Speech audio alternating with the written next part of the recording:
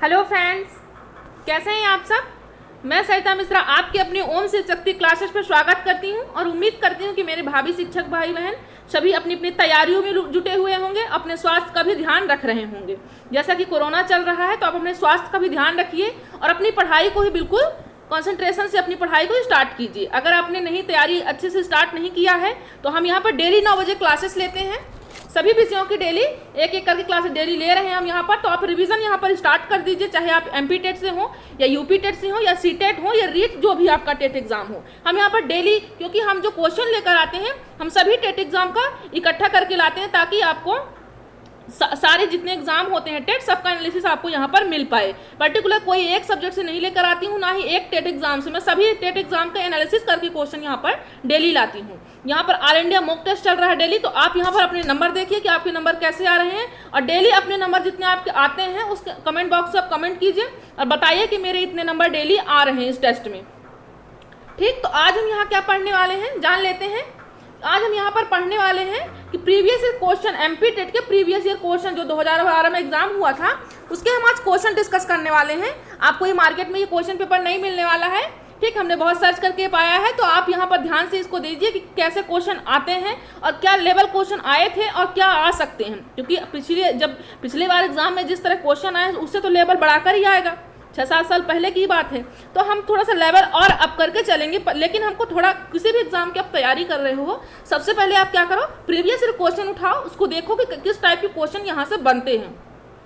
चाहे वो आप एस टेट से तैयारी कर रहे हो, रीट का कर रहे हो, चाहे सी टेट का कर रहे हो, यूपी टेट, जो भी टेट का एग्जाम कर रहे हो, आप प्रीवियस ईयर क्वेश्चन जरूर सॉल्व करिए, क्योंकि कहीं ना कहीं क्वेश्चन बस थोड़ा सा शब्दों का हेर फेर करता है। बाकी कंटेंट, क्योंकि आप खुद ही सोचिए, आपको अगर कोई भी टॉपिक है, जैसे जीन पियाजे, सिगमंड फ्राइड, कोहलर जी हैं, इनसे अगर क्वेश्चन बनता है तो क्या क्वेश्चन बनेगा, बस शब्दों का हेर फेर थोड़ा सा करेगा, बाकी कॉन्सेप्ट तो वही लेगा हमसे ना। तो हमें कॉन्सेप्ट को क्लियर करना है और शब्दों, फिर आप जब कॉन्सेप्ट हमारा क्लियर रहेगा तो हम शब्द अपने आप बना लेंगे। ठीक, उम्मीद करती हूँ आपकी आज की क्लासेस आपको अच्छी लगेगी, वीडियो के अंत तक आप बने रहें। ठीक है, तो आज के जो क्वेश्चन यहाँ पर डिस्कस करने वाले हैं, तो आज हम सीडीपी की यहाँ पर प्रीवियस ईयर क्वेश्चन डिस्कस करने वाले हैं। सबसे पहले यहाँ पर देख लीजिए कि डेली आपको 9 बजे यहाँ पर क्लासेस मिलती है ओम शिव शक्ति क्लासेस पर, वो भी सर्च कर सकते हैं। अगर नहीं मिल रहा है, लिंक है यहाँ पर, लिंक डेली दी जाती है, तो आप लिंक से भी जुड़ सकते हैं। और आप चैनल को सब्सक्राइब करते हैं। सबसे बड़ी प्रॉब्लम यह कि बहुत सारे फ्रेंडों का कहना है कि हमें नोटिफिकेशन नहीं मिल रहा है।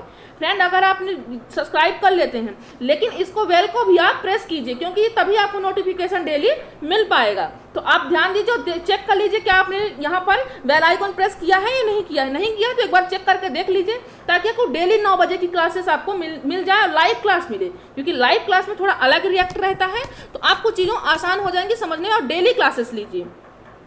ठीक, तो यहाँ पर चैनल को नए हैं तो चैनल को सब्सक्राइब कीजिए, अगर आपको वीडियो पसंद आती है तो आप लाइक कीजिए। ठीक, चलिए, तो आपको शेयर करना है आज 200 का, आज भी आप टारगेट रखिए। वैसे तो आप हमेशा साथ देते हैं और हमेशा शेयर करते हैं, उम्मीद करती हूँ उसी तरह आज भी आप सहयोग करेंगे अपना, क्योंकि और कुछ भी नहीं चाहते, बिल्कुल सिर्फ इतना चाहती हूँ कि आप शेयर करें और हमारे साथ, क्योंकि मेहनत करके यहाँ पर कोई कंटेंट बनाया जा रहा है, तो मैं बिल्कुल नहीं चाहती कि ये सिर्फ 2-4 घरों तक रह जाए। मैं बिल्कुल चाहती हूँ कि हर घर हर कोने तक ये पहुँचे। मेरी जो इच्छा है कि हर घर हर कोने तक पहुंचे, और जो आपके जितने भी मेरे फ्रेंड जुड़ चुके हैं अभी तक, उनके जितने भाई परिवार रिश्तेदार हैं जहां भी हैं, वो लिंक सिर्फ शेयर कर दें तो वो हमसे जुड़ पाएंगे। और हमें कुछ भी नहीं चाहिए आपसे, आप तैयारी कीजिए और सिर्फ शेयर कीजिए।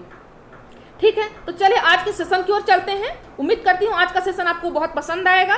देख लीजिए यहाँ पर आज के हम एमपी टेट के प्रीवियस ईयर क्वेश्चन हम यहाँ पर डिस्कस करने वाले हैं। आज एमपी टेट के कर रहे हैं, क्योंकि कुछ लोगों का यहाँ पर कमेंट था कि एमपी टेट के करवाइए मैम, यूपी टेट के करवाइए, तो कल हम यूपी टेट का भी क्वेश्चन लेंगे। आज हम एमपी टेट का क्वेश्चन करवा रहे हैं, कल हम यूपी टेट का लेंगे। डेली ऐसे हम डेली हम क्या करेंगे, प्रीवियस ईयर क्वेश्चन सॉल्व करेंगे यहाँ पर, तो हमको चीज़ें एनालिसिस मिल जाएंगी कैसे क्वेश्चन पेपर बन रहे हैं अपने एग्जामों में। ठीक, तो ये 2012 के क्वेश्चन पेपर है, देख लीजिए, इसका देख लीजिए स्टैंडर्ड, देख लीजिए किस लेवल का क्वेश्चन बनता है, किस लेवल का अब बन सकता है। तो ये अब यूट्यूब पर आपको लिंक दी हुई है टेलीग्राम की, आप टेलीग्राम ज्वाइन कर सकते हैं। यहाँ पर कुछ लोगों को ये भी कहना है कि मैम हमको पीडीएफ प्रोवाइड कराइए। अब व्हाट्सएप पे ऐड हो जाते बट आपको पिछली पीडीएफ नहीं मिल पाती, क्लासेस नहीं मिल पाती, तो आप टेलीग्राम ज्वाइन कीजिए, तो आपको पुरानी जितनी सारी पीडीएफ है, क्लासेस हैं, सबको मिल जाएगी, आसानी से मिल जाएगी। तो आप टेलीग्राम जरूर ज्वाइन करें। यही कहना है मेरा। और ज़्यादा ग्रुप पे ध्यान मत दे, बहुत लोग ग्रुप में ऐड कीजिए, ग्रुप में तो हम आपको ठीक है ऐड कर देंगे, लेकिन आप क्लासेस ही कहाँ, जितना हमारे ग्रुप में भी जुड़े हैं फ्रेंड्स, वो क्लासेस ही कहाँ देखते हैं इतना। तो आप सिर्फ ग्रुप पे फोकस मत कीजिए, आप लिंक पे फोकस कीजिए कि लिंक से आप डायरेक्ट जुड़ें और इसके बाद आप डेली क्लासेस लें और PDF पे भी बहुत ध्यान न दें। ठीक, चलिए अपने क्वेश्चन की ओर चलते हैं। तो देखते हैं क्या है यहाँ पर। चलिए तो थोड़ा संदेश देख लेते हैं क्वेश्चन से पहले कि मेरा छोटा संदेश है जो कि आप सबके लिए प्रतिबद्ध हूँ मैं तैयारी करने की, बेहतर करने के लिए। तो आप भी प्रतिबद्ध हो जाइए, आज अपना टारगेट पूरा करना है। 200 सभी फ्रेंड हैं तो सभी थोड़ा शेयर करेंगे तो आसानी से हम पार हो जाएंगे जल्दी से, क्योंकि हमको लाइव क्लास भी तो लेना है ना, बातें करना है, मुझे भी करना है, आप सबको भी करना है। आप सब कमेंट करते हैं मैम आप रिप्लाई नहीं करती, तो मुझे भी करना है, इसलिए आप जल्दी से थोड़ा सा शेयर कीजिए। ये थोड़े से ये कमेंट हैं जो मेरे फ्रेंड ने, बहुत सारे फ्रेंड कमेंट किए हैं, पूरे लोगों को तो नहीं ले पाई हूँ, खेद है मुझे इस चीज़ का, लेकिन कुछ लोगों का ले पाई हूँ। तो ये आस्था जी हैं, ये हमारे चैनल पे डेली क्लासेस लेती हैं और इनका कहना है कि मैम आप बहुत अच्छा समझाती हैं।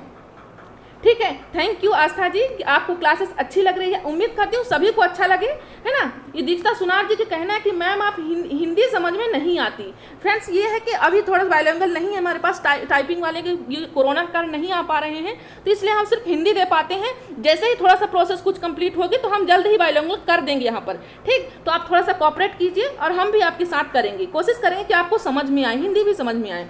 ठीक, तो यहाँ पर दीपक धिरवानी जी भी, उनका भी कहना है कि सभी दोस्त उनको सपोर्ट करने के लिए कह रहे हैं कि सभी दोस्त यहाँ पर सपोर्ट करें मैम का शेयर करने में। तो आप सब इनकी बातों पर ध्यान दीजिए, क्यों कह रहे हैं ये सपोर्ट करने के लिए कह रहे हैं, ताकि हम जल्दी से लाइव क्लासेस पा सकें और जितना ज़्यादा हो सके उतना शेयर किए, उतने लोगों को जोड़िए।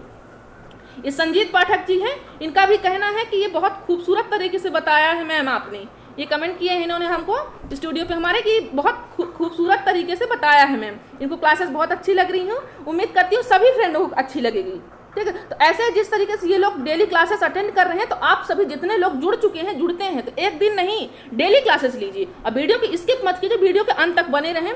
ये सचिन कर्व जी हैं, इनका भी कहना है कि thank you very much ma'am, you are giving good content which will be helpful for cracking so many exam. इनका ये कहना है। तो मैं सोचती हूँ कि सभी के जितने एग्जाम फॉर्म अपने टेट के भर रखे हैं, अप्लाई कर रखे हैं, तो सभी का मैं यहाँ पर क्रैक करवा सकूँ। मेरा मकसद यही है कि सभी के यहाँ पर हेल्प हो, क्योंकि है तो ये फ्री क्लासेस, तो सभी को उपयोगी हो। यहाँ पर भी धीरज धिरवानी जी ने भी कहा कि मैम बहुत अच्छा समझाया आपने, हम एक बार देखेंगे, हमारा नेट स्लो चल रहा है, बीच में वीडियो आप सेव करके रखना, डिलीट मत कर दें। तो हम डिलीट नहीं करते, डेली वीडियो यहाँ पर डली रहती हैं। आप पुरानी जितनी सारी वीडियो आप देख सकते हैं, प्लेलिस्ट में सारी क्लासेस डली हुई हैं। और MP टेट भी और UP टेट भी, सभी लोग क्या करें कि आपको रिविजन करने का, क्योंकि एग्जाम की डेट आ चुकी, MP टेट की तो आ चुकी है, तो ठीक है आप अपना रिविजन स्टार्ट कर दीजिए। सारी क्लासेस डली हुई है प्लेलिस्ट में, तो आप डेली देखिए, डेली रिविजन कीजिए अपना। चलिए, तो अब आप बोर तो नहीं हो रहे हैं, क्योंकि थोड़ा ये बात करना जरूरी था हमारा, इसलिए हम यहाँ पर डिस्कस कर लिए। चलिए, उम्मीद करती हूँ ज़्यादा आपका समय ना खराब करते हुए क्वेश्चन की ओर चलती हूँ। ठीक, तो अपने पहले क्वेश्चन की ओर चलते हैं हम। तो देखते हैं कि यहाँ पर पहला क्वेश्चन 2012 में CDP में क्या बना था। देखिए, आप आके अपनी तैयारी को सभी फ्रेंड्स आंसर करें, और आंसर करने से पहले सबसे पहले सभी फ्रेंड मन लगा करके शेयर कर दें। पहले सबसे पहले मेरा यही उम्मीद है आपसे कि आप सब शेयर करेंगे, तो शेयर कीजिए पहले, फिर अपने क्वेश्चन की ओर चलते हैं। ठीक, चलिए, उम्मीद करती हूँ शेयर करेंगे। वैसे भी आप सब बहुत सपोर्ट कर रहे हो, मैं देख रही हूँ, मुझे बहुत खुशी होती है, इसीलिए मैं यहाँ पर डेली क्लासेस दूँ। वैसे इस समय तबीयत मेरी थोड़ा सा खराब है, लेकिन फिर भी मैं अपने दोस्तों को देखती हूँ कि ये लोग इतना सहयोग कर रहे हैं, तो मैं क्यों ना इनका सहयोग करूँ, है ना। चलिए, तो पहले क्वेश्चन की ओर चलते हैं कि व्यक्ति में वे विभिन्नताएं जिससे वह कद, आप शब्दों पर देखिएगा, जब भी आप आंसर करो शब्द जरूर फोकस। क्वेश्चन में सबसे पहले आप क्या करो, ऑप्शन देखो ना देखो, लेकिन क्वेश्चन आप ढंग से देखो पहले, है ना, क्योंकि क्वेश्चन में ही आपका आंसर रखा हुआ होता है ना। तो पहले देखिए कि व्यक्ति में वो विभिन्नताएं जिससे कद, वजन, त्वचा का रंग, ठीक, आंखों व बालों का रंग, पैर आदि से दूसरे अलग होते हैं। हर व्यक्ति के क्या होते हैं, कद अलग होता है, वजन अलग होता है, त्वचा अलग होता है ना, आंखों का रंग अलग होता है। तो इन सारी चीज़ें जो होती हैं, ये सारी चीज़ें जो होती हैं वो कैसे होती हैं, किस टाइप की भेद यहाँ पर बता रहा है? क्या वो भावनात्मक भेद बता रहा है, क्या शारीरिक भेद बता रहा है, या मानसिक भेद? हर व्यक्ति की अलग अलग कद होते हैं, अलग वजन होती है, अलग त्वचा होती है, तो किस टाइप का भेद यहाँ पर इंडिकेट कर रहा है ये जो यहाँ पर सेंटेंस लिखा हुआ? तो यहाँ पर राइट ऑप्शन हो जाएगा ऑप्शन नंबर ई, शारीरिक भेद की बात यहाँ पर हो रही है। उम्मीद करती हूँ कि आपको समझ आया होगा। सभी फ्रेंड्स मेरे आंसर करें, और चाहे वो यूपी टेट से हो, चाहे सी टेट से हो, चाहे वो रीट से हो, वह एमपी टेट से हो, सभी लोग आंसर करें, क्योंकि हम डेली यहाँ पर प्रीवियस ईयर क्वेश्चन करने वाले हैं। और यहाँ पर मैंने ये भी एक चीज ध्यान रखिएगा आप कि मैंने एनालिसिस किया है कि यहाँ पर जो क्वेश्चन बनते हैं, चाहे एमपी टेट से बने, चाहे वो रीट से बने, यूपी टेट से बने, वो एक दूसरे क्वेश्चन, एक क्वेश्चन एमपी टेट में आया है तो दूसरा क्वेश्चन उसी टाइप का यूपी टेट में आया है। तो आप बिल्कुल ये चीज फोकस न करें कि एमपी टेट का है तो हमको नहीं देखना है ना, पर्टिकुलर जो हमारा यूपी टेट लिखा आएगा तभी हम पढ़ेंगे, ऐसा कुछ नहीं है। बस हेर फेर का बस स्टेट वही है, स्टेट के कारण थोड़ा सा डिफरेंस कर दिया जाता है। तो हमारा राइट आंसर हो जाएगा ऑप्शन नंबर बी। तो चलिए अपने नेक्स्ट क्वेश्चन की ओर चलते हैं। लगता है ज़्यादा समय ले लिया आप लोग का। चलिए तो यहाँ पर देखते हैं कि पहला यहाँ पर जुंग द्वारा सर्वप्रथम व्यक्ति के आकलन के लिए शब्द संघ परीक्षण, ये एसोसिएशन टेस्ट होता है ये, तो ये कब बनाया गया था? देख लीजिए कि पहला ऑप्शन है 1912 में बनाया गया था, ये 1922 में बनाया गया था, 1848 में बनाया गया था, 1910 में बनाया गया था। तो जो ये हमारा ऑप्शन है यहाँ पर देख लीजिए, आंसर कीजिए सभी लोग कीजिए। तो राइट ऑप्शन जो होगा हमारा 1912 ऑप्शन नंबर फर्स्ट होगा। इसमें संघ परीक्षण में क्या होता है कि ग्रुपिंग में टेस्ट लिया जाता है। जैसे आपने क्या पढ़ा होगा, केस स्टडी पढ़ा हो, किसी व्यक्ति की क्या होती है, पूरा उसमें किसी व्यक्ति की अगर जो जानना होता है, उसके मेंटल एबिलिटी या उसकी बुद्धिलब्धि देखनी होती है, कुछ भी अगर टेस्ट करना होता है तो क्या करते हैं, किसी चीज़ का, किसी व्यक्ति का केस स्टडी करते हैं। मतलब उसका शुरू से लेकर अंत तक उसकी जितना सारा उसकी एक्टिविटी होती है, शुरू से लेकर अब तक की जितना तक की उनको करना है, तो वो क्या करते हैं, उस चीज़ की स्टडी करते हैं, उस व्यक्ति की स्टडी करते हैं। तो इसमें से कुछ परीक्षण बनाया गया था, जो इसमें संघ परीक्षण है, जिसमें ग्रुपिंग में लोग क्या करते हैं, परीक्षण। तो ये कौन से संघ में बना था? जुंग द्वारा सर्वप्रथम आकलन के लिए बना था। मतलब कि जैसे किसी को आकलन से मतलब है जांचने के लिए कई सारे परीक्षण हैं, व्यक्तित्व के परीक्षण हैं, है ना। तो हम देखेंगे वो भी व्यक्तित्व के बारे में, क्योंकि अपने आप में व्यक्तित्व जो चैप्टर है बहुत इंपॉर्टेंट है। व्यक्तित्व है, बुद्धि चैप्टर है, और ये इंटरेस्टिंग, मतलब कई सारे ऐसे यहाँ पर टॉपिक हैं, बहुत इंटरेस्टिंग है और बहुत इंपॉर्टेंट है। तो हम सेशन लेंगे, उस पर भी लेंगे। तो यहाँ पर क्या बनाया था, 1912 में बना था। ठीक, चलिए ऑप्शन नंबर आपका फर्स्ट राइट हो जाता है। अपने नेक्स्ट क्वेश्चन की ओर चलते हैं हम। समाज मिति विधि में सुपरस्टार कौन होता है? समाज मिति विधि भी है, ठीक। तो यहाँ पर क्या, समाज मिति विधि में सुपरस्टार कौन होता है? समाज मिति विधि है जिसमें समाज के द्वारा इकट्ठा किसी चीज़ का, मतलब कि आकलन करने के लिए, व्यक्तित्व का आकलन करने के पूरे समाज में इकट्ठा हो जाते हैं, पूरे समाज के व्यक्ति इकट्ठा होते हैं, और उस विधि का फिर क्या करते हैं, आकलन करने के लिए व्यक्तित्व का आकलन, मतलब कि जैसे कि किसी एक व्यक्ति का वहाँ पर आकलन करना है व्यक्तित्व का, उसके कि किस तरह का ये व्यक्ति है, तो वहाँ पर क्या पूरे समाज के, उस गाँव मोहल्ले के पूरे व्यक्ति मिल करके उस चीज़ का ग्रुपिंग बना करके उस चीज़ का उसका क्या करेंगे, आकलन करेंगे। तो ये विधि में क्या सुपरस्टार कौन होता है? जो समाज मिति विधि होती है उनके सुपरस्टार कौन होते हैं? पहला ऑप्शन कह रहा है जिस व्यक्ति को अधिकतम लोग पसंद करते हैं। सही है। यह जो चुनाव भी होता है, पंची का हो चाहे सरपंची का हो, तो उसमें क्या होता है, उन्हीं को चुना जाता है जिसमें ज़्यादा लोग जिनको पसंद करते हैं। जिनको नापसंद करते हैं तो उनको कैसे चुनेंगे, है ना। तो यहाँ पर जिसको पसंद करते हैं। ऑप्शन नंबर सेकंड का था जिसे बहुयुग्मों द्वारा चुना गया हो। सही बात है, जिसमें बहुत सारे लोग जुड़े हुए हैं जो उनको चुने हो, जिनकी वोटिंग ज़्यादा हो। ये तो आप देख लीजिए सुपरस्टार होता कौन है, तो ये दोनों होंगे आपके। ऑप्शन नंबर आपका सी राइट हो जाएगा, इनमें से कोई तो चांस ही नहीं है, तो आपका ऑप्शन नंबर सी राइट हो जाएगा। तो चलिए नेक्स्ट क्वेश्चन की ओर अपने चलते हैं हम। ये सीडीपी के क्वेश्चन है, 2012 में आए हुए हैं, तो आप कंसंट्रेशन से देखिए, एमपी टेट वाले देखें, यूपी टेट वाले देखें, और अपने नंबर देखिए कि 2012 में जो क्वेश्चन बना है और अब जो हमने तैयारी कर रखी है, कितना अंतर है, कितना फासला अभी है हमारी तैयारी में। तो अपनी तैयारी यहाँ पर आकिए और आंसर कीजिए और शेयर कीजिए सभी लोग। चलिए नेक्स्ट क्वेश्चन की ओर चलते हैं। बहिर्मुखी व्यक्ति वह होते हैं, युंग जी ने व्यक्ति को कितने प्रकार में बताया है? 3 प्रकार में। एक कौन सा बताया है? एक बताया अंतर्मुखी, दूसरा बहिर्मुखी, तीसरा उभयमुखी बताया है। जो अंतर्मुखी व्यक्ति होता है वो सिर्फ अपने बारे में, अंतर माने अपने ही अपने बारे में स्वार्थी होता है। बहिर्मुखी जो होता है वो कैसा होता है, देख लीजिए। पहला ऑप्शन है जो सामाजिक व मित्रवत होते हैं, या तनाव रहित होते हैं, या ये दोनों होते हैं, या इनमें से कोई नहीं। आंसर कीजिए सभी फ्रेंड, आंसर करें। तो यहाँ पर आंसर हो जाएगा हमारा ऑप्शन नंबर सी, ये दोनों होते हैं। कि जो बहिर्मुखी व्यक्ति होते हैं वो सामाजिक, थोड़ा समाज में भी उठन बैठन उनका रहता है। मित्रवत उनकी जो स्वभाव होता है वो कैसा होता है, मित्रवत होता है, सभी से घुलते मिलते हैं। ये नहीं कि सिर्फ अकेले ना किसी से बातचीत ही नहीं करे। तो यहाँ पर तनाव रहित भी होते हैं, मतलब ज़्यादा वो टेंशन नहीं रहते, खुश मिजाज होते हैं ये, है ना। ऑप्शन नंबर सी आपका राइट हो जाएगा। तो चलिए अपने नेक्स्ट क्वेश्चन की ओर चलते हैं। सभी फ्रेंड्स आंसर करें, वैसे करते हैं आप सब, ठीक, तो उम्मीद करती हूँ आज भी कर रहे होंगे। चलिए तो देखती हूँ कि बुद्धि के एकल कारक का सिद्धांत किसने दिया था। बुद्धि बहुत इंपॉर्टेंट चैप्टर है, अगर आपने रिवीजन नहीं किया है तो रिवीजन कर लीजिएगा कि बुद्धि के, हम पढ़ने वाले भी हैं बुद्धि के बारे में थोड़ा सा। तो यहाँ पर बुद्धि के एकल सिद्धांत कई लोगों ने, जैसे स्पीयरमैन जी ने बुद्धि को 2 प्रकार बताया, गार्डनर जी ने कई प्रकार बताए, 7-8 प्रकार बताए, और यहाँ पर बात किसकी और एकल सिद्धांत की बात हो रही है।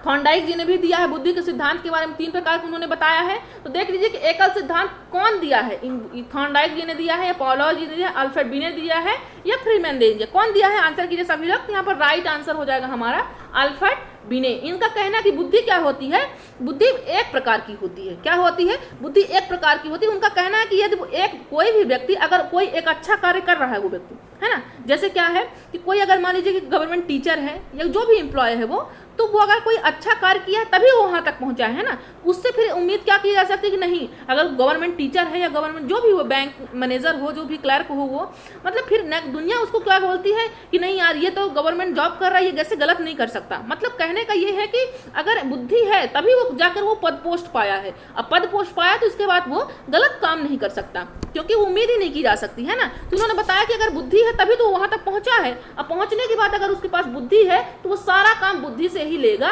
मतलब उनके कहने का मतलब है कि बुद्धि एक ही प्रकार की होती है। कोई व्यक्ति अगर एक पक्ष में निपुण है तो वो सारे पक्षों में निपुण हो जाएगा। चलिए तो अपने नेक्स्ट क्वेश्चन की ओर चलते हैं। उम्मीद करती हूँ कि आपको कि बोर नहीं लग रहा होगा, समझा रही हूँ तो शायद समझ में भी आए, नहीं समझ में आया तो आप कमेंट बॉक्स में कमेंट जरूर कीजिएगा, मैं और भी तरीका देखूंगी समझाने का कि आप समझ पाओ। चलिए अपने नेक्स्ट क्वेश्चन की ओर चलते हैं कि शिशु का जो सामाजिक विकास होता है, शिशु का सामाजिक विकास किसके ऊपर निर्भर करता है? शिशु का जो सामाजिक विकास हो किसके ऊपर निर्भर करता है? पहला ऑप्शन हमारा दूसरों से बातचीत करने के अवसर पर करता है, या बच्चे को दिखाया गया प्यार व स्नेह वह सीमा जहां तक बालक दूसरों का ध्यान आकर्षित करने में सक्षम हो। तो देख लीजिए आंसर क्या होगा यहाँ पर, दूसरों से बातचीत करने के अवसर। सामाजिक विकास जो होगा वाकई होगा, क्योंकि जो बच्चा, वाइगोस्की जी ने भी बताया है कि बच्चा जितना समाज में रहेगा उतना ही क्या होगा, वो परिपक्व होगा, भाषा में परिपक्व होगा, सामाजिक होगा, मानसिक होगा, हर तरह से वो क्या हो जाएगा, वो परिपक्व हो जाएगा। तो यहाँ पर बात हो रही दूसरों से बातचीत करने के अवसर पर उसका सामाजिक विकास होगा, तो वाकई सही बात है, समाज में उठन बैठन करेगा, उससे बातचीत करेगा समाज में बैठ करके, अपने से बड़ों करके, तो उनको भी कहीं ना कहीं तरीका बच्चे को मालूम होगा। तो ऑप्शन नंबर हमारा फर्स्ट तो राइट हो जाता है। अब सेकंड में देख लेते हैं, बच्चे को दिखाया गया प्यार व स्नेह। सही बात है कि सामाजिक विकास, बच्चे को तुम हमेशा क्या कर रहे होगे, उसको दूर करते रहोगे, डांटते रहोगे, मारते रहोगे, तो वो क्या करेगा, वो तो इरिटेट होने लगा, धीरे धीरे आपके पास बैठेगा भी नहीं वो। तो वो अगर आप प्यार से बच्चे से कोई भी काम, अगर आप चाहते हो कि बच्चा कोई कार्य करता हो, आप प्यार से करवाओ, स्नेह उसको दो, तो वो क्या करेगा, वो सारा कार्य आपको करने के लिए तैयार हो। लेकिन अगर चाहे तुम कितना भी अच्छा कार्य करवा रहे हो, उसको डांट के करवा रहे हो, तो काम नहीं करने वाला, उससे भी उसका सामाजिक विकास होता है। थर्ड ऑप्शन वह सीमा जहाँ तक बालक दूसरों का ध्यान आकर्षित करने में सक्षम हो। सही बात है, जहां तक बालक का ध्यान दूसरी ओर आकर्षित करोगे तो वो भी कहीं ना कहीं वो क्या हो जाएगा, आपका वो बच्चे का विकास से रिलेटिव ही है। ठीक, तो ऑप्शन नंबर डी आपका राइट हो जाएगा। चलिए अपने नेक्स्ट क्वेश्चन की ओर चलते हैं। इनमें से कौन सा देख लीजिए,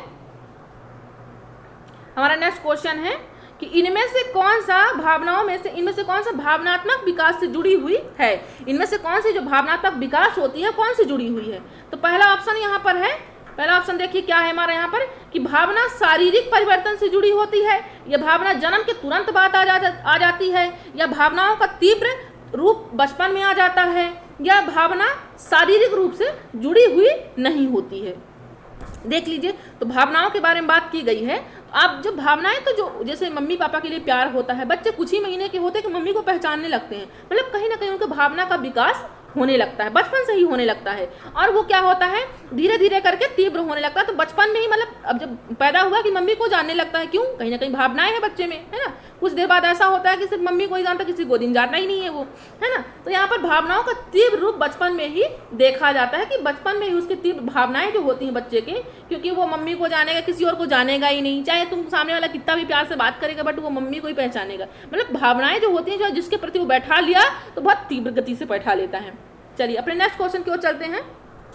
मेरे सभी फ्रेंड्स आंसर करें यहाँ पर, और अपने नंबर देखिए कि आपके नंबर कैसे आ रहे हैं। चलिए नेक्स्ट क्वेश्चन की ओर चलते हैं कि भाषा का वह घटक भाषा का वह घटक जो ध्वनि का अनुक्रम, संचालन एवं उसकी संबंधित नियम की चर्चा करता है, उसे क्या कहते हैं? भाषा का जो वो घटक होता है जो ध्वनि का अनुक्रम, किसका? ध्वनि का अनुक्रम करता है, संचालन का, उससे संबंधित नियम का चर्चा करता है, तो वो इनमें से कौन सा ऑप्शन है? कौन सा विज्ञान कहलाता है? क्या अर्थ विज्ञान कहलाता है, या व्याकरण कहलाता है, या स्वर विज्ञान कहते हैं? इनमें से कोई नहीं। आंसर कीजिए सभी लोग। तो यहाँ पर राइट आंसर हो जाएगा ऑप्शन नंबर सी, स्वर विज्ञान। क्योंकि बात किसकी हो रही है? यहाँ पर बात ध्वनि की हो रही। किसकी हो रही है? ध्वनि की। तो ध्वनि तो इसमें व्याकरण हो ही नहीं सकता। अर्थ विज्ञान थोड़ा अलग हट हो जाता है। अब ध्वनि की जो बात होती है, ध्वनि, स्वर, व्यंजन, ये सब किसमें आ जाएंगे? स्वर विज्ञान में। ऑप्शन नंबर सी आपका राइट हो जाता है। तो चलिए अपने नेक्स्ट क्वेश्चन की ओर चलते हैं। थॉर्नडाइक का जो सिद्धांत है निम्न में से कौन सी श्रेणी में आता है? थॉर्नडाइक जी कौन से सिद्धांत से रिलेटिव है? कौन से गेस्टाल्टवादी हैं, या व्यवहारवादी हैं, या संज्ञानात्मकवादी हैं? कौन से? आंसर कीजिए सभी लोग। तो यहाँ पर देख लेते हैं, ऑप्शन देख लेते हैं अपना। पहला ऑप्शन है व्यवहारात्मक सिद्धांत के हैं थॉर्नडाइक जी। कौन से सिद्धांत से रिलेटिव हैं? क्या व्यवहारात्मक हैं, या संज्ञानात्मक हैं, या मनोविश्लेषणात्मक हैं, या इनमें से कोई नहीं? तो आंसर कीजिए सभी लोग। तो यहाँ पर राइट ऑप्शन हो जाएगा ऑप्शन नंबर ए, व्यवहारात्मक। थॉर्नडाइक जी ने क्या बताया है? तत्परता का सिद्धांत बताया, प्रभाव का सिद्धांत बताया, लर्निंग के बारे में उन्होंने बताया है कि मतलब उन्होंने एक प्रकार से व्यवहार, एक्टिविटी जैसे तत्परता का नियम जैसे क्या कहता है, इनका एक मुख्य नियम, 3 मुख्य नियम है और 5 गौण नियम, मतलब वो छोटे नियम है, लेकिन जो प्रमुखता की बात है वो 3 ही होते हैं। तो उन्होंने मुख्य नियम, एक तत्परता का नियम भी उसमें शामिल है। उनमें कहते हैं कि अगर बच्चा कोई तैयार नहीं है सीखने को, तो आप उसे जबरदस्ती नहीं सिखा सकते हैं, है ना। जैसे मैं अगर कहती हूँ कि आप वीडियो के अंत तक बने रहें, तो मेरे कहने से आप अंत तक नहीं बने रहेंगे, है ना। तो यहाँ पर इन्होंने बात की है, ये ऑप्शन नंबर आपका राइट हो जाता है। चलिए नेक्स्ट क्वेश्चन की ओर चलते हैं।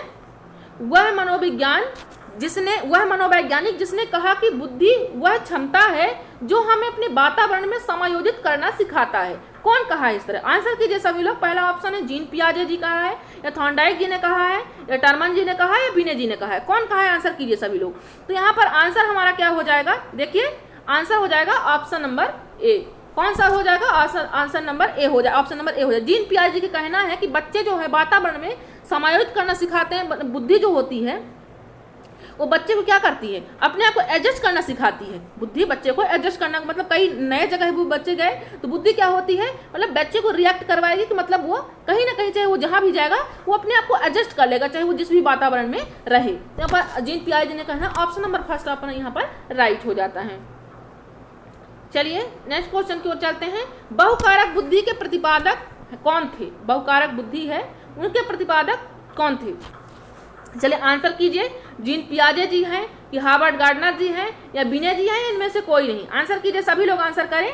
तो यहाँ पर हमारा राइट ऑप्शन हो जाएगा ऑप्शन नंबर, देखिए कौन सा होगा बताइए। चलिए आप लोग, आंसर नंबर ए होगा या बी होगा बताइए। तो यहाँ पर हमारा आंसर हो जाता है answer option number B. Howard Gardner ji ने बहुकारक बुद्धि को बताया है। बुद्धि को उन्होंने कितने प्रकार बताए हैं? बुद्धि के इन्होंने 8 प्रकार बताए हैं। कई प्रकारों में इन्होंने बांटा है बुद्धि को। तो इन्होंने बताया है कुछ कई प्रकार की बुद्धि, जिसमें भाषाई बुद्धि, उन्होंने बताया कि हर व्यक्ति में भाषाई बुद्धि भी होती है, वो भाषा भी सीखता है, संगीत भी सीखता है। शारीरिक बुद्धि होती, शारीरिक मतलब कि जैसे कि एक्टिविटी करना, डांस, गाने, जो शारीरिक गतिविधियों से जो कार्य करता व्यक्ति, ऐसी बुद्धि होती है। फिर उन्होंने बताया एक अंतर व्यक्ति हो तो बताया है, एक अंतरा व्यक्तित्व। व्यक्तित्व के बारे में 2 प्रकार की बुद्धि, एक अंतरा व्यक्तित्व, एक अंतर व्यक्तित्व, मतलब एक जो होता है अपने बारे में सोचता है, एक जो होता है वो समाज के बारे में सोचता है। तो इन्होंने कई प्रकार की बुद्धि को टोटल 8 प्रकारों से बताया है हार्वर्ड गार्डनर जी ने। आपको डिटेल में इसकी थ्योरी पढ़नी है तो आप हमें कमेंट कीजिएगा, हम यहाँ पर इनकी थ्योरी पढ़ेंगे, क्योंकि ये बहुत इंपॉर्टेंट थ्योरी है गार्डनर जी की, बहुत ही इंपॉर्टेंट है, जो कि बुद्धि से रिलेटिव है। तो चलिए नेक्स्ट क्वेश्चन की ओर चलते हैं अपने। हमारे यहाँ पर नेक्स्ट क्वेश्चन है, रोर्सा इंकब्लॉट टेस्ट की एक व्यक्ति मूल्यांकन की विधि है।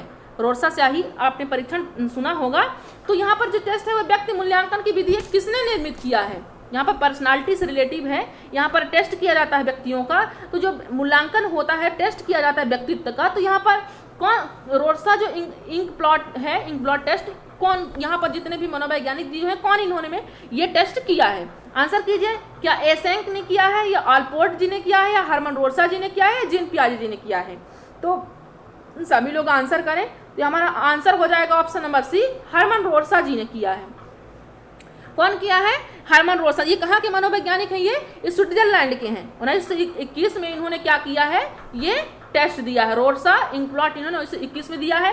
इन्होंने क्या बताया है इस टेस्ट में कि 10 प्रकार के उनके पास क्या होते हैं टोटल। अगर किसी व्यक्ति के यहाँ पर व्यक्तित्व का जो मेजरमेंट किया जाता है, हरमन रोडसा जी ने बताया कि रोडसा इंकप्लॉट के टेस्ट के तहत 10 कार्ड होते हैं उनके पास। जैसे इनको ये टेस्ट करना है हरमन जी को, तो इनके पास 10 कार्ड होंगे। इस 10 कार्ड में क्या होते हैं, 5 कार्ड कैसे होते हैं कि एकदम काले होते हैं, अब 5 कार्ड क्या होते हैं, रंगीन होते हैं।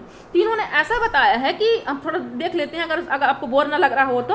यहाँ पर इन्होंने बताया है कि जो यहाँ पर व्यक्तित्व के बारे में जो टेस्ट इन्होंने बताया कि व्यक्तित्व कैसे मेजरमेंट किया किसी भी व्यक्ति का, तो 10 कार्ड में इन्होंने जो 5-5 अलग डिवाइड बताए हैं कि 5 रंगीन होता है, 5 ये ब्लैक होता है। तो इन्होंने बताया कि अगर जो व्यक्ति जितने प्रकार के कार्ड को अपने टेस्ट करने के लिए वो क्या करें, कार्डों को उठाने का वो प्रोसेस करते हैं कि आप कार्ड उठाइए, फिर उसी अनुसार जो व्यक्ति जिस प्रकार के कार्ड 5 प्रकार के भी अंदर उन्होंने कई प्रकार के बताए हैं, तो अगर जो व्यक्ति जिस टाइप के कार्ड को अपने हाथ से उठाता है तो वो मेजरमेंट करते हैं कि इसका व्यक्तित्व क्या है, क्योंकि आप जो सोचोगे वही तो कार्य करोगे। आपके मन में जो प्रोसेस चलेगी, आपके मन में जो एक्टिविटी चलेगी, आप वही तो बाहर दिखा पाओगे, क्योंकि आपके मन में जो चलता है वही तो अभिव्यक्ति कर पाते हो। तो वही इन्होंने बताया, उसी के अनुसार फिर ये क्या करते हैं, उसी व्यक्ति का मेजरमेंट करते हैं व्यक्तित्व का। तो यहाँ पर राइट आंसर हो जाता है ऑप्शन नंबर सी, हरमन रोडसा जी हो जाता है। चलिए अपने नेक्स्ट क्वेश्चन की ओर चलते हैं हम कि जीन पियाजे द्वारा परिभाषित, किसके द्वारा, जीन पियाजे जी द्वारा परिभाषित वह अवस्था जहां संज्ञानात्मक विकास बालक की अपनी इंद्रियों के प्रयोग तथा बाहरी दुनिया को पता लगाने के प्रयासों से होता है। तो बताइए कौन कौन सी उन्होंने पहले बताई कि अवस्थाएं कितनी बताई उन्होंने, जीन पियाजे जी ने 4 अवस्थाएं बताई है। कौन कौन सी बताई है देख लीजिए। तो पहली उन्होंने क्या बताई है, संवेदी पेशी अवस्था। कौन सी, संवेदी पेशी अवस्था। फिर पूर्व संक्रियात्मक अवस्था, फिर संक्रियात्मक, फिर उन्होंने बताया मतलब 4 प्रकार की उन्होंने बुद्धि बताई है। तो यहाँ पर बात किसकी हो रही है, यहाँ पर बात हो रही है इंद्रियों की, बात हो रही है, बात इंद्रियों की हो रही है। तो जब संवेदी पेशी अवस्था में जब बच्चा होता है, पेशी अवस्था मतलब कि जब उसकी पूरी मांसपेशियां वृद्धि नहीं हो रही होती हैं, तो उस टाइम पे बच्चा ना तो तर्क जानता है, ना तो मतलब कुछ भी भाषा, सिर्फ वो क्या करता है, वो अपने सेंसरी बोर्ड मतलब अपने जो इंद्रियां होती हैं, आँख कान, उन्हीं से वो क्या करता है, आँखता है, ऑब्जर्व करता है वो। तो यहाँ पर ऑप्शन नंबर आपका बी राइट हो जाएगा। क्या हो जाएगा आपका ऑप्शन, सॉरी यहाँ पर ऑप्शन नंबर बी नहीं होगा, ऑप्शन नंबर आपका ए हो जाएगा। ज्ञानेंद्रियां, हमारी ज्ञानेंद्रियां जो हैं, ज्ञानेंद्रियों के माध्यम से ही क्या करते हैं, ये अपना एक्टिविटी करते हैं। कौन सी एज की अवस्था के बच्चे, इंद्रिय गामक अवस्था भी जो कहा जाता है, कौन सी अवस्था को, संवेदी पेशी, जो इनकी पहली अवस्था इन्होंने बताई है, संवेदी पेशी अवस्था बताई है, पूर्व संक्रियात्मक अवस्था बताई है, फिर मूर्त संक्रियात्मक अवस्था बताई है, फिर चौथी कौन सी बताई है, अमूर्त संक्रियात्मक अवस्था। 4 प्रकार के, संवेदी, पूर्व संक्रियात्मक, फिर मूर्त संक्रियात्मक, फिर अमूर्त संक्रियात्मक अवस्था। इसमें बच्चा क्या हो जाता है, काफी परिपक्व हो जाता है। मूर्त में बच्चा थोड़ा बहुत लॉजिकल हो जाता है, और ये पूर्व संक्रियात्मक अवस्था होता है, इसमें थोड़ा बहुत प्रारंभ होता है चीजों का। इसमें तो पूरा ये क्या होता है, इंद्रिय गामक होता है। इसमें जो भी बच्चा एक्टिविटी करता है पहली अवस्था में, वो सब कुछ क्या करता है, प्रत्येक चीजें करता है, आँख कान इन सब का यूज करके वो करता है। तो इंद्रिय गामक अवस्था ऑप्शन नंबर फर्स्ट आपका राइट हो जाएगा। चलिए नेक्स्ट क्वेश्चन की ओर चलते हैं। गर्भाधान से बालक के जन्म तक की अवधि को क्या कहा जाता है, गर्भाधान से बालक के जन्म तक की अवधि को क्या कहा जाता है। सभी फ्रेंड आंसर करें, और सभी फ्रेंड मन लगाकर फिर से एक बार शेयर करें। एक बार आपने कर चुका, फिर भी आप शेयर कीजिए, दोबारा शेयर कीजिए, ठीक। तो चलिए देखते हैं, गर्भाधान से बालक के जो जन्म की अवधि होती है उसको क्या कहते हैं। तो उसको क्या कहते हैं देख लीजिए। पहला ऑप्शन है किशोरावस्था, दूसरा है बचपन, तीसरा है प्रसव पूर्व काल, चौथा है वयस्कावस्था। हमने अवस्थाओं के बारे में पढ़ रखा है, अगर आपने थ्योरी नहीं देखी है देख लीजिए, क्योंकि यहाँ पर मुझे नहीं लगता कि जो भी क्वेश्चन है अभी तक हमने ना पढ़ा हो, हमने पढ़ रखा है। यहाँ पर कुछ ही ऐसे क्वेश्चन होंगे जिनके बारे में भी हमने नहीं पढ़ा, जैसे बुद्धि हो गई है ना, तो इनके सबके बारे में, बुद्धि, व्यक्तित्व, इनके बारे में, लेकिन हम MCQ में जरूर इसको डिस्कस कर चुके हैं। जितने ऑल इंडिया मॉक टेस्ट में करा रही हूँ यहाँ पर, उसमें सारे ये क्वेश्चन इंक्लूड हैं, कहीं बाहर से बिल्कुल नहीं आए हैं। तो देख लीजिए यहाँ पर ऑप्शन नंबर सी आपका राइट हो जाएगा, प्रसव पूर्व काल। क्या हो जाएगा यहाँ पर देख लीजिए, प्रसव पूर्व काल। ये क्या हो जाए, गर्भाधान से बालक के जन्म तक की अवधि को क्या कहा जाता है, प्रसव पूर्व काल कहा जाता है। चलिए अपने नेक्स्ट क्वेश्चन की ओर चलते हैं। सेफेलोकोडल प्रवृत्तियों के अनुसार अग्रसर कैसे होता है व्यक्ति, सेफेलोकोडल, ठीक है। तो यहाँ पर जो क्या होता है, विकास होता है बच्चे का, एक सेफेलोकोडल होता है, एक प्रोक्सीकोडल होता है। तो यहाँ पर जो पहला सेफेलोकोडल होता है वो क्या होता है, वो सिर से पैर की ओर होता है। जो विकास होता है इसके अनुसार तो किस टाइप का विकास होता है, शीर्षगामी, अधोगामी, आपने सुना है ना, हमने पढ़ रखा है इसकी थ्योरी, तो आप देख लीजिए, नहीं देखें तो सिर से पैर की ओर ऑप्शन होता है, या पास से दूर के अंगों में होता है, कि पैर से सिर की ओर होता है, या दूर से पास के अंगों में होता है। तो यहाँ से एक सेफेलो जो बर्ड है, तो आप ध्यान रखिए अगर आपको आंसर नहीं आ रहा है कभी भी, क्योंकि इससे क्वेश्चन जरूर बनता है, इससे यूपी टेट में भी आया, मैंने देखा है, रेट में भी आया है। तो सेफेलो बर्ड, अगर सेफेलो बर्ड आता है, क्या था सेफेलो बर्ड, तो आपका क्या हो जाएगा, सिर से पैर की ओर। यहीं पर प्रोक्सीकोडल भी आता है, वो क्या हो जाएगा, वो पैर से सिर की ओर या केंद्र से बाहर की ओर, आप उसको दोनों शब्दों में कह सकते हो, पैर से केंद्र से बाहर की ओर उसको कह सकते हो। ये सेफेलोकोडल सिर से पैर की ओर, और प्रोक्सीकोडल क्या क्या कह सकते हो, केंद्र से बाहर की ओर कह सकते हो। तो चलिए अपने यहाँ पर हमारा right answer option number first. अपने नेक्स्ट क्वेश्चन की ओर चलते हैं हम। व्यवहारिक क्षमताओं में वह सापेक्ष अस्थायी परिवर्तन, किसमें, व्यवहारिक क्षमताओं में वह सापेक्ष अस्थायी परिवर्तन जो कि प्रबलित अभ्यास का परिणाम होता है, उसे क्या कहते हैं। जो यहाँ पर हमने अर्जन के बारे में, अधिगम के बारे में जब पढ़ा था, तो यहाँ पर क्या बताया था, व्यवहारिक क्षमताओं में वह सापेक्ष अस्थायी परिवर्तन, परिवर्तन किसने में होता है, क्योंकि परिवर्तन देखिए, परिवर्तन जो कि प्रबलित अभ्यास का परिणाम होता है, उसे क्या कहते हैं। जैसे कल आपको सीडीपी के क्वेश्चन जो मैं यहाँ पर पढ़ा रही हूँ, शायद वो क्वेश्चन आपको कल नहीं आते रहे हों, अगर आपने आज की क्लासेस देख ली, वो क्वेश्चन आपको आने लगे, तो क्या हुआ, वो परिवर्तन ही हुआ ना, आपके व्यवहार में, आपकी मानसिकता में, आपकी क्षमताओं में, वो क्या हुआ, परिवर्तन हुआ। तो वो क्या कहलाता है, अधिगम कहलाता है, मतलब आपने कुछ सीखा है, अधिगम हो रहा है यहाँ पर। तो ऑप्शन नंबर आपका फर्स्ट यहाँ पर राइट हो जाएगा। मनो प्रेरणा भी नहीं होगा, अभिव्यक्ति भी नहीं होगा, इनमें से कोई नहीं। तो ऑप्शन नंबर फर्स्ट आपका राइट हो जाता है। सभी लोग शेयर करें और सभी लोग आंसर करें। चलिए नेक्स्ट क्वेश्चन की ओर चलते हैं।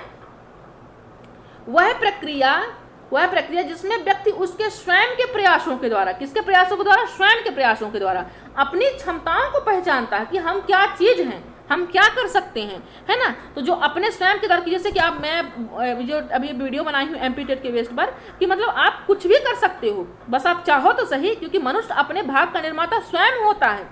भगवान श्री कृष्ण कहते हैं कि भगवान जो मनुष्य होता है अपने स्वयं खुद ही निर्माण करता है। आप अगर आप जीत नहीं होती तो कौन जिम्मेदार है, आप सिर्फ किसके पीछे पड़े रहते हो, पीडीएफ भेजो मैम पीडीएफ भेजो। आप जो यहाँ पर क्लासेस दी जा रही हैं उस पर कोई फोकस ही नहीं करता।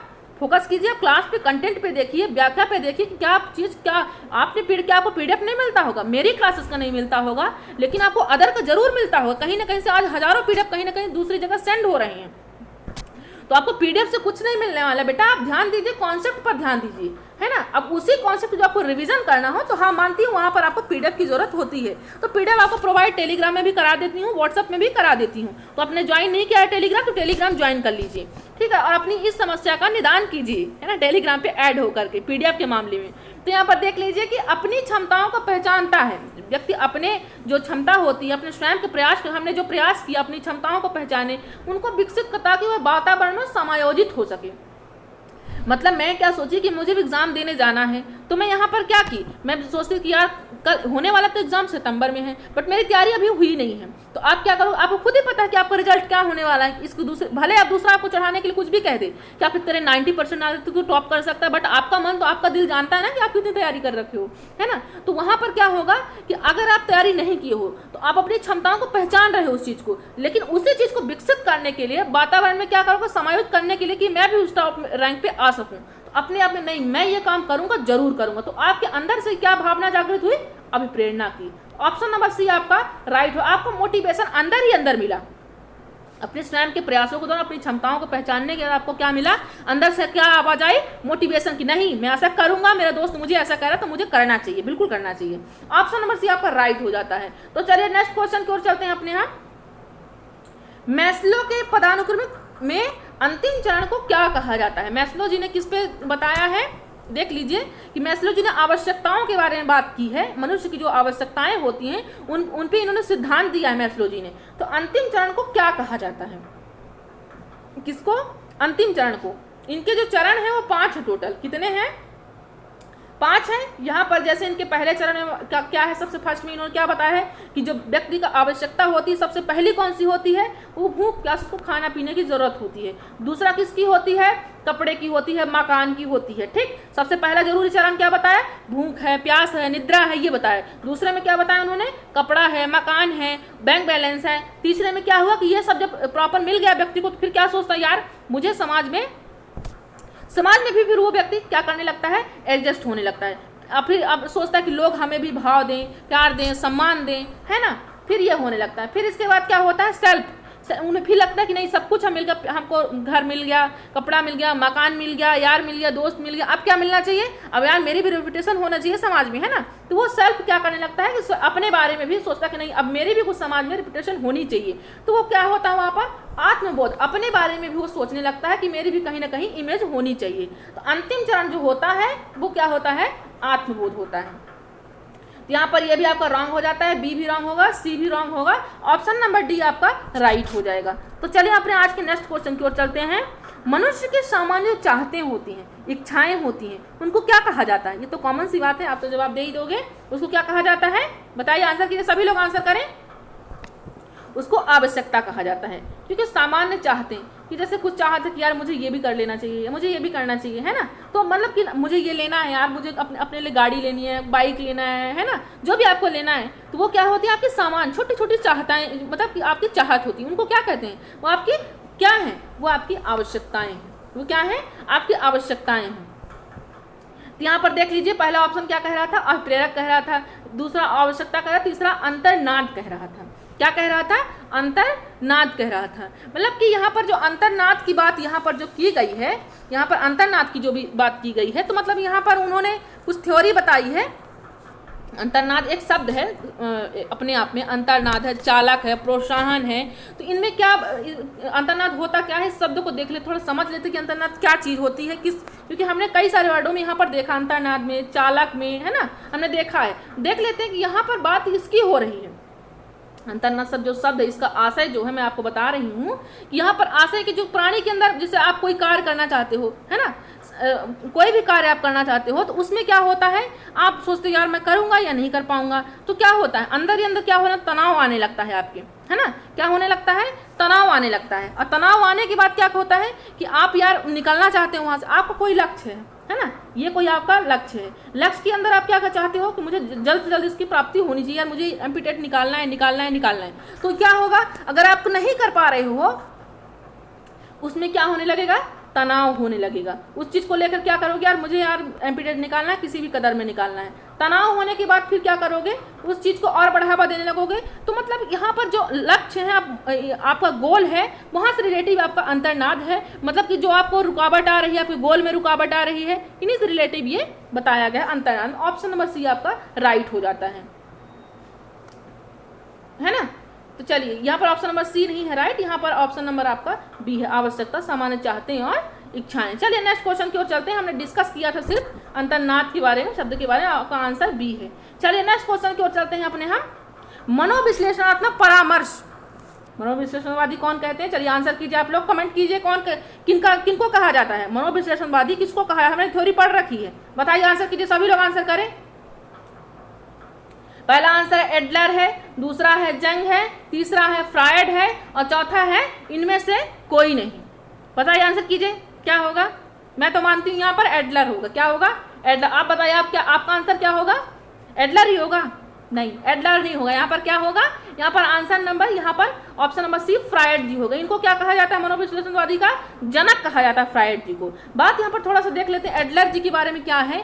इन्होंने क्या कहा है? इन्होंने एक जो सिद्धांत दिया है एडलर जी ने, उन्होंने बताया कि व्यक्ति को खुद करना चाहिए, प्रत्येक चीज़ों पर करना चाहिए। ये नहीं कि अगर आपको चीज़, भले कितनी सुविधाएं मिल रही हैं आपको, लेकिन आपको क्या करना चाहिए? आपको करके सीखना चाहिए। जितना अच्छे सीख पाओगे आप, तो जब तक आप प्रैक्टिकली खुद नहीं होगे, आपको दूसरा कितना पके पकाने खाने पे आपके बिल्कुल भरोसा मत किया करो, ज़्यादा से ज़्यादा करने की कोशिश किया कीजिए। हर कोई भी हो, मैं पर्टिकुलर किसी व्यक्ति की नहीं बात नहीं कर, हर किसी की बात कर रही हूँ कि आप ज़्यादा से ज़्यादा खुद कर, अपने पर भरोसा करें, अपने करने पर, अपने हाथों से, है ना। यहाँ पर खुद करने की, प्रत्यक्ष रूप से बात करने की यहाँ पर एडलर जी ने कहा है। तो यहाँ पर right option number C Freud ji हैं, मनोविश्लेषणवादी के जनक हैं। तो आप ध्यान रखिए, क्योंकि फेमस क्वेश्चन है, यहाँ से ईद है। फ्रायड जी की थ्योरी ऐसी थ्योरी है, जीन पियाजे जी, फ्रायड जी, थॉर्नडाइक जी, स्किनर जी, कोहलबर्ग जी, इनकी थ्योरी से क्वेश्चन बनना ही बनना है। अगर आप एग्जाम देने जा रहे हो, अगर इनको नहीं पढ़े हो तो मेरी बात मानिएगा कि आप इसको रिवीजन जरूर करके जाइएगा। तो यहाँ पर राइट ऑप्शन नंबर सी हो जाएगा। चलिए अपने नेक्स्ट क्वेश्चन की ओर चलते हैं। जिंदगी की शुरुआत में बच्चा किसके द्वारा निर्देशित होता है? किसके द्वारा निर्देशित? जिंदगी की जब शुरुआत करता है बच्चा तो किसके द्वारा निर्देशित होता है? परिपक्वता के द्वारा, या सहज ज्ञान के द्वारा, या अधिगम के द्वारा, इनमें से कोई नहीं। आंसर कीजिए, सभी लोग आंसर कीजिए। तो यहाँ पर आंसर हो जाएगा हमारा ऑप्शन नंबर बी, सहज ज्ञान। मतलब जो बच्चा अभी तो शुरुआती दौर है उसका, है ना तो उसमें क्या आ गई है, ना तो उसमें परिपक्वता आ गई है, ना तो उसमें अधिगम। क्योंकि अधिगम कहाँ होता है? अधिगम सीखना, परिवर्तन, अस्थायी परिवर्तन। अधिगम कहाँ होगा? ये हम देखे थे अधिगम और अर्जन में जो अंतर देखे थे, तो ये देखे थे कि हम स्कूल में, कॉलेज में, समाज में, है ना। तो ये भी क्या है? अपने आप में सीखना है, परिवर्तन है। तो यहाँ पर जिंदगी को तो शुरुआत कर रहा है तो वो सहज ज्ञान यानी छोटी छोटी बातों से वो सीखेगा। तो ऑप्शन नंबर बी आपका यहाँ पर राइट हो जाता है। चलिए अपने नेक्स्ट क्वेश्चन की ओर चलते हैं हम। इनमें से कौन व्यवहारवादी नहीं है? कौन यहाँ से इनमें से कौन व्यवहारवादी नहीं है? आंसर कीजिए, सभी लोग आंसर करें। चलिए ऑप्शन नंबर यहाँ पर क्या हो जाएगा? वाटसन जी। यहाँ पर वाटसन जी तो व्यवहारवादी के जनक ही माने जाते, तो हो ही नहीं सकता, है ना। ऑप्शन नंबर फर्स्ट स्किनर जी है, या पावलोव जी है, या लेविन जी है? बताइए, आंसर कीजिए, आंसर कीजिए सभी लोग कि कौन है यहाँ पर। यहाँ पर वाटसन जी जो हैं वो क्या है? वाटसन जी मनोवैज्ञानिक के जनक कहलाए जाते हैं, है ना, मनोविज्ञान के जनक कहलाए जाते हैं। तो ये भी नहीं है। स्किनर जी के बारे में इन्होंने क्या बताया? थोड़ा सा इन्होंने सक्रिय अनुबंधन के बारे में बताया है। किसके बारे में? अनुबंधन के बारे में। मतलब कहाँ अनुबंधन का आशय यहाँ पर इन्होंने बताया है कि अगर कोई व्यक्ति, जैसे मैं चाहती हूँ कि आपका एमपीटेट क्रैक हो जाए, है ना, तो मैं क्या कर रही हूँ कि मैं आपको मटेरियल दे रही हूँ, क्लास दे रही हूँ। अब मेरी जो इच्छाएं हैं तो मैं जो कंटिन्यू वर्क कर रही हूँ इस पर, तो अगर आप वहाँ पर, क्योंकि मैं चाहती हूँ कि हो ही जाए, तो बहुत सारे ऐसे फ्रेंड हैं कि तैयारी करने में जुटे हुए, मेरे साथ लगे हुए हैं, डेली क्लासेस देखते हैं यहाँ पर, तो वो क्या कर रहे हैं? अपनी तैयारी कर रहे हैं, है ना। तो यहाँ पर जो मेरी इच्छाएं हैं वो पूरी करने पे लगे हुए हैं। तो जो मैं जो चाहती हूँ जो व्यक्ति पूरा कर पाए, क्योंकि सामने वाला व्यक्ति जो भी करना चाह, अनुबंधन से तात्पर्य है कि जो व्यक्ति करवाना चाहता है, सामने वाला वो कर लिया, तो वो क्या हो गया? अनुबंध हो गया। वो स्किनर जी की थ्योरी में इन्होंने यही बात की है। पावलोव जी भी व्यवहारवादी हैं, स्किनर जी भी व्यवहारवादी हैं, वाटसन जी भी व्यवहारवादी हैं। यहाँ पर कुर्ट लेविन जी व्यवहारवादी नहीं है। तो चलिए आज ये राइट आंसर हो जाएगा ऑप्शन नंबर डी। चलिए नेक्स्ट क्वेश्चन की ओर चलते हैं। अब्राहम मैस्लो कौन थे? बताइए, अब्राहम मैस्लो कौन थे? पहला आंसर है हमारे, ऑप्शन देख लीजिए, प्रयोजनवादी हैं, या व्यवहारवादी हैं, या मानवतावादी हैं, या यथार्थवादी हैं? आंसर कीजिए, सभी लोग आंसर करें। पहला ऑप्शन है हमारा प्रयोजनवादी, व्यवहारवादी, या मानवतावादी। तो अभी हमने अब्राहम मैस्लो के बारे में देखा है, ये कौन है? मानवतावादी, मानव की आवश्यकताओं के बारे में इन्होंने बात की है। चलिए अपने नेक्स्ट क्वेश्चन की ओर चलते हैं। वह स्मरण शक्ति जिसके द्वारा याद की गई सामग्री को बिना किसी जोड़ तोड़ के ठीक उसी रूप से पेश कर सके, वह स्मरण शक्ति। जैसे आपने यहाँ पर कोई चीज़ पढ़ी, तो उस चीज़ को जो मैं आपको पढ़ाई, बिना किसी, आपने कोई भी चीज़ यहाँ पर हेर फेर नहीं की, जिन वर्डों में मैंने आपको व्याख्या बताई, उसी वर्डों को क्या करो आप, बिना किसी जोड़ तोड़ के पेश कर दो। यही वर्ड जो मैं आपसे बोल रही हूँ, यही टोटल वर्ड आप ले जाकर कहीं पर बोलो उसी वर्ड को, है ना, समझाओ किसी चीज़ को, है ना। तो क्या हो जाएगा ये देखिए, क्या पूरी स्मरण शक्ति हो जाएगी, या रटने की स्मरण शक्ति हो जाएगी, या श्रेष्ठ स्मरण शक्ति हो जाएगी, या ये सभी हो जाएगी। तो अगर मतलब पूरा मेरा उतार रहे हो, है ना, जो मैं बोल रही हूँ पूरा जाकर कहीं आप किसी को बता रहे हो, समझा रहे हो, सेम वही वर्ड, सेम वही टेक्निक, तो क्या कर रहे हो आप? रट्टाफिकेशन कर रहे हो। रटने की स्मरण शक्ति, उसे क्या कहेंगे? रटने की स्मरण शक्ति को बढ़ावा मिल रहा है यहाँ पर। तो चलिए ऑप्शन नंबर बी आपका यहाँ पर राइट हो जाता है। अपने नेक्स्ट क्वेश्चन की ओर चलते हैं। आईपीसी का अर्थ है, बताएं, आईपीसी का अर्थ है, कोर्ट कचहरी से दूर रहिएगा, ठीक है। तो आईपीसी का अर्थ देख लीजिए। पहला ऑप्शन है कि इंडियन पोस्टल कार्ड, दूसरा इंडियन पेनल कोड, फिर तीसरा है इंडियन पब्लिक कोड, या इनमें से कोई नहीं। आंसर करें सभी लोग आंसर करें। तो यहाँ पर देख लीजिए, यहाँ आईपीसी से भी वर्ड आ जाते हैं, तो आप आईपीसी भी कभी कभी उठा के देखते रहे, पर कोर्ट तक मत जाइएगा, क्योंकि वहाँ पर बहुत दंगे फसाद होते हैं, है ना। तो कहीं केस मुकदमे फंस गया तो दूसरा हो गया, है ना। वैसे भी टीचर लोग बहुत घूमते हैं इसके लिए, भर्ती के लिए। तो देख लीजिए इंडियन पेनल कोड क्या हो जाएगा? Indian penal code. Option number B आपका यहाँ पर राइट हो जाएगा। चलिए अपने नेक्स्ट क्वेश्चन की ओर चलते हैं। वह बालक जो अपनी कालानुक्रमिक आयु के बालकों की तुलना में शैक्षिक कमी को दर्शाता है, कौन सी कमी को? कालानुक्रमिक को, है ना, जो इसकी वास्तविक आयु होती है उसकी तुलना में शैक्षिक कमी को दर्शाता है। मतलब जो उसके एज के बालक हैं, वो जैसे कि चिंटू क्या है 10 साल का है, उसी का फ्रेंड 10 साल का है, तो जो चिंटू है वो मिंटू से कमजोर है पढ़ने में, है ना, तो वो जो बालक है तो वो क्या दर्शाएगा, उस वर्ड को, क्या जो चिंटू कमजोर है तो उसको किस वर्ड से जाना जाएगा, या प्रतिभाशाली से जाना जाएगा, या दूसरा है पिछड़ा बालक जाना जाएगा, तीसरा है असाधारण बालक जाएगा, या इनमें से कोई नहीं। आंसर कीजिए सभी लोग। उस बालक को जो अपनी आयु के कालानुक्रमिक आयु के बालकों की तुलना में अपने फ्रेंड के, मतलब एक ही एज के बच्चों की तुलना में वो क्या है, शैक्षिक कमी को दर्शा रहा है, शैक्षिक कमी में कम है, उस बालक को क्या कहेंगे, तो हम इस समावेशी शिक्षा पढ़ चुके हैं फ्रेंड्स। तो ये क्या कहलाएंगे, ये पिछड़ा बालक कहलाएंगे। डेली में ये क्वेश्चन लेकर आती हूँ, तो आपको बिल्कुल नहीं भूलना है। समावेशी कक्षा से कितने नंबर के क्वेश्चन बनेंगे, 5 नंबर के, पूरे 5 नंबर के क्वेश्चन बनेंगे। तो आपको पूरी थ्योरी समावेशी शिक्षा की क्लास बिल्कुल देख लेनी है ना, जब पिछड़ा बालक आंसर हो जाएगा आपका। चलिए नेक्स्ट क्वेश्चन की ओर चलेंगे, क्योंकि प्रतिभाशाली बालक तो अलग ही है ना, प्रतिभाशाली है। असाधारण बालक ना तो साधारण ना तो प्रतिभाशाली, असाधारण बालक है। और यहाँ पर पिछड़ा बालक जो अपने एज से थोड़ा सा कम रिएक्ट कर रहा हो, कम परसेंटेज आ रहे हो, कम वो क्या प्रकार जो भी उस एक्टिविटी करता है वो कम कर पा रहा है अपने दोस्त के अनुसार, है ना। चलिए नेक्स्ट क्वेश्चन की ओर देखते हैं कि किसने कहा कि सृजनात्मकता मनुष्य के मस्तिष्क की वह शक्ति है, मनुष्य के मस्तिष्क की वह शक्ति है जिससे वह संबंधों के रूपांतरण द्वारा नई सामग्री का सृजन करते हैं, जिससे नए सहसंबंध उत्पन्न होते हैं। किसने कहा है, क्रिएटिविटी के बारे में किसने कहा कि मनुष्य की जो मस्तिष्क की शक्ति होती है जिससे वह संबंधों के रूपांतरण द्वारा नई सामग्री का सृजन करते हैं। जो जैसे मनुष्य की जो शक्ति, जैसे कोई क्या करता है, बहुत सारे फ्रेंड्स होते हैं जो बहुत डायग्राम बना लेते हैं, क्रिएटिविटी उनके अंदर बहुत होती है ना, तो वो क्या दर्शाता है, वो जो संबंध में रूपांतरण नई सामग्री बना लेते हैं, बहुत सारी पेंटिंग करना आता है, उनके अंदर क्या है, उनके मस्तिष्क में क्या है, उनकी क्रिएटिविटी है, मतलब चीज़ों को निर्माण करना उनको आता है। हर व्यक्ति के बस में नहीं होता निर्माण करना, क्योंकि बहुत सारे लोग बायो से डरते हैं, डायग्राम के कारण ही डरते हैं। मेरा तो खैर सब्जेक्ट मैथ्स था, क्योंकि मैं डायग्राम के कारण ही थोड़ा सा मतलब इच्छा नहीं होती थी मेरी, मुझे मैथ्स लगाना बहुत अच्छा लगता था। तो यहाँ पर क्रिएटिविटी जो है, तो यहाँ पर मनुष्य के मस्तिष्क वह शक्ति है जिससे वह संबंधों के रूपांतरण द्वारा नए सामग्री का सृजन करता है। तो इससे क्या सहसंबंध उत्पन्न होंगे, ये नए सहसंबंध उत्पन्न होते हैं। ये कौन, ये जो परिभाषा क्रिएटिविटी के बारे में कौन से यहाँ पर मनोवैज्ञानिक ने दिया, आंसर कीजिए आप सभी लोग। कि पहला ऑप्शन है स्पीयरमैन, और आंसर भी करते रहिए और शेयर भी करते रहिए। आपको बीच बीच में नहीं बोल रही हूँ, लेकिन आपको भूलना नहीं चाहिए, अपना टारगेट बिल्कुल नहीं भूलना है। पहला स्पीयरमैन, दूसरा थॉर्नडाइक जी, तीसरा स्किनर जी, और चौथा है लेविन जी। तो आंसर कीजिए कौन है यहाँ पर, ये जो क्रिएटिविटी के बारे में बात की है तो कौन है यहाँ पर। तो यहाँ पर बात किसकी हो रही है, स्पीयरमैन जी की।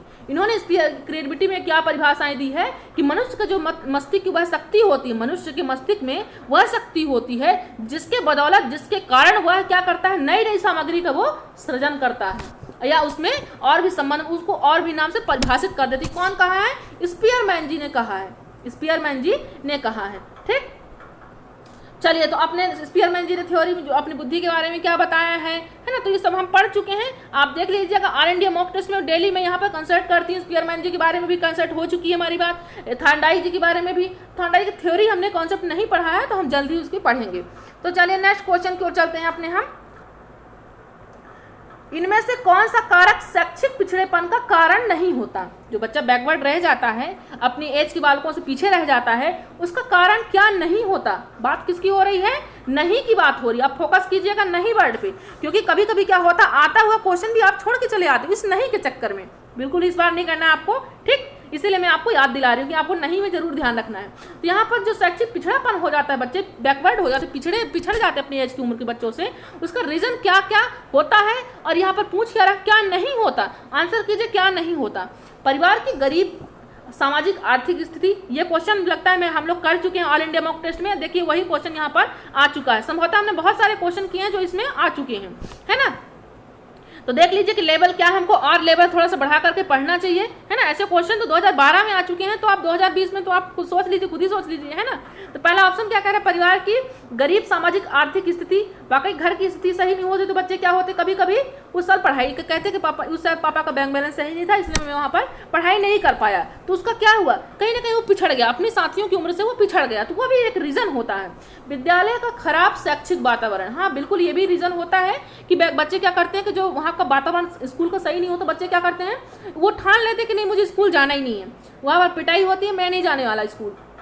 तो जो वातावरण वहाँ पर कोऑपरेटिव नहीं होता, बच्चों की बात नहीं सुनी जाती, वहाँ पर शिक्षक वहाँ पर सक्रिय रहे, बच्चे को निष्क्रिय कर दिया, तो वो भी खराब वातावरण सही नहीं है, तो वहाँ भी बच्चा स्कूल जाने के लिए तैयार नहीं, तो वो भी क्या हो जाएगा, वो भी पिछड़ जाएगा। वो भी बच्चे को क्या करना है, बाल केंद्रित रूप से हमको शिक्षा देनी, बच्चे के हिसाब से हमको चलना है। ठीक, चलिए तो यहाँ पर देखते हैं परिवार का व्यवसाय, थर्ड ऑप्शन कह रहा है कि क्या ये शैक्षिक पिछड़पन का कारण नहीं होता।